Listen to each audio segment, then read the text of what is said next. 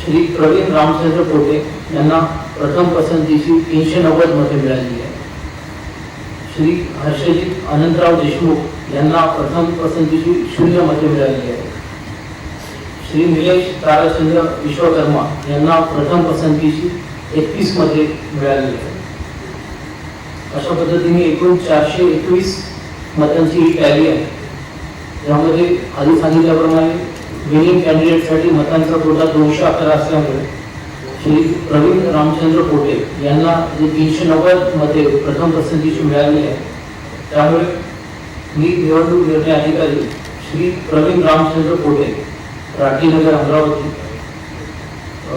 Candidate bye Bharatiya Janata party यांना निवडून आलेले आहेत अशा पद्धतीने घोषित करतो.